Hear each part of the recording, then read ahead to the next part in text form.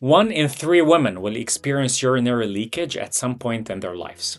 If you've ever been told you need a bladder sling, you probably have questions: what it is it safe, will it work? Then this video is for you. So let's dive into it. Hi everyone, I'm Dr. Peter Aziz. I'm a board certified urogynecologist and pelvic surgeon.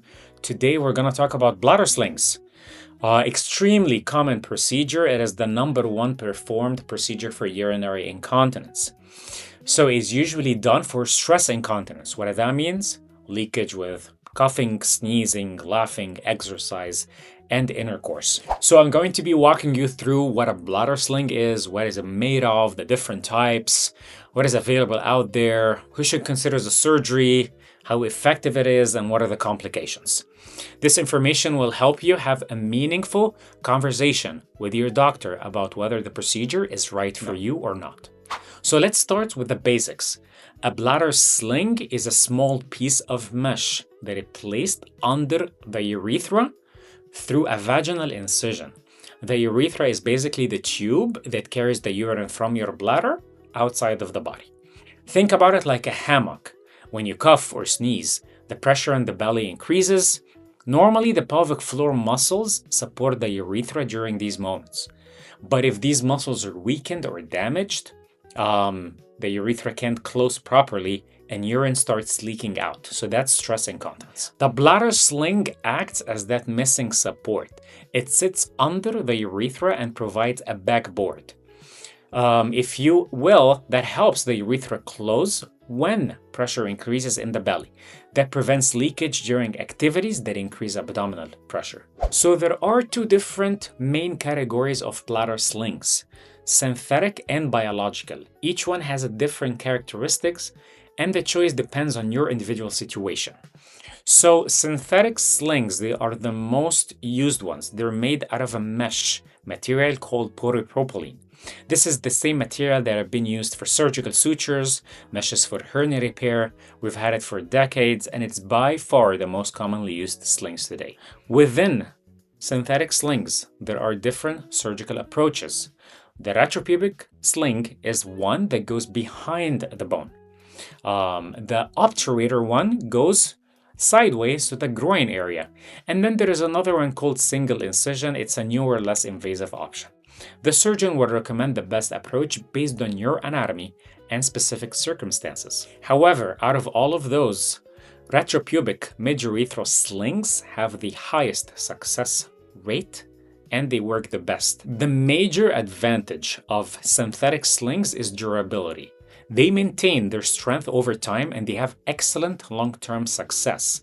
We literally have data to support it for about 15 to 20 years. So the other main category is biological slings. Those are made from natural tissue. This can be your own tissue. It's called an autograft. So like a piece of fascia that is harvested from the leg, from the thigh, or from the belly. Or it can be an allograft, meaning it's harvested from a cadaver. Biological slings were more popular in the past.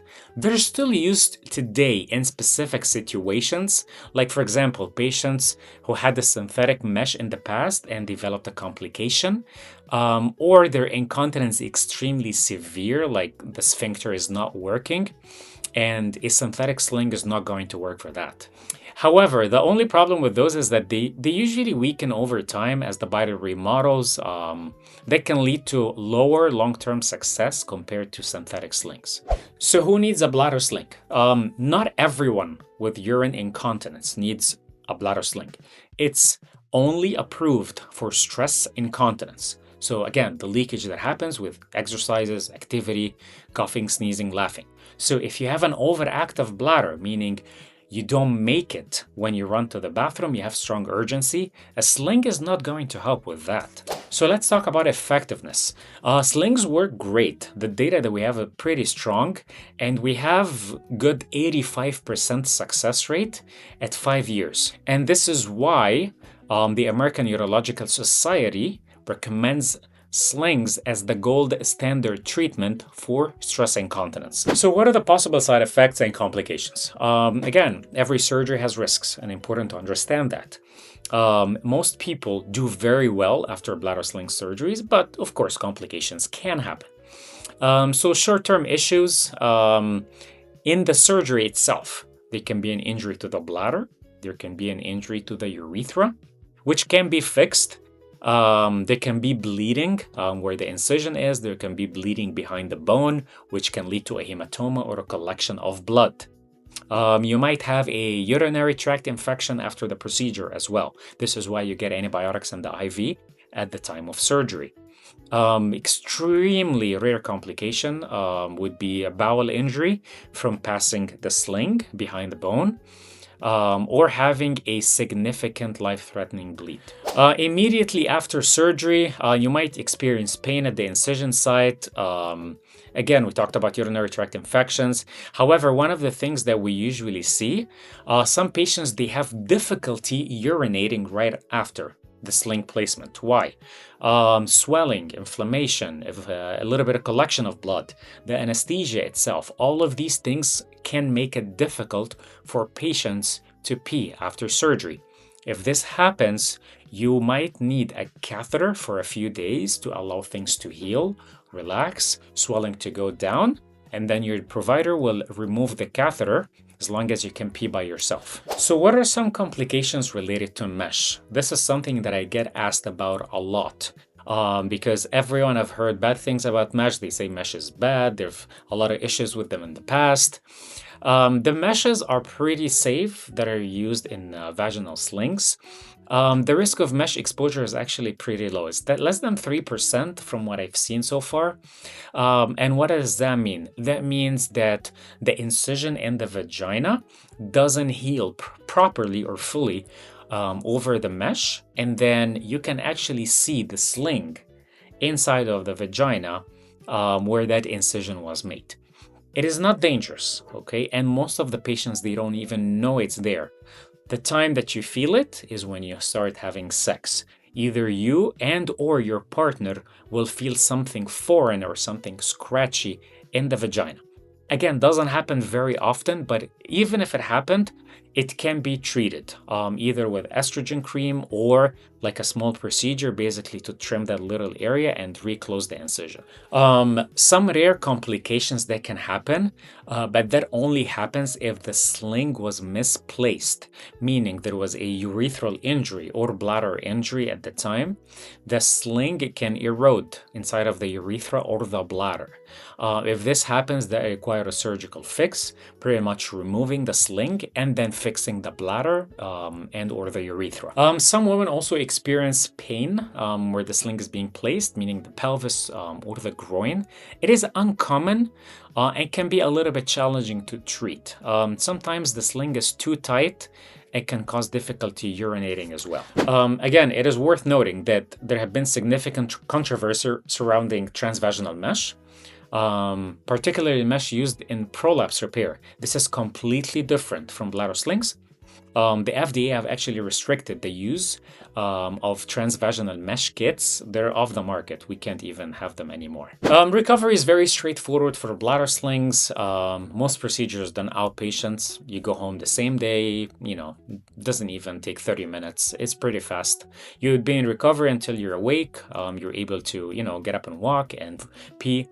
The first, 2 to 3 weeks, avoid heavy lifting, strenuous exercise. I usually recommend patients to avoid sexual activity for about 4 weeks until the little incision in the vagina heals, because you don't want anything to disrupt the sutures in the vagina.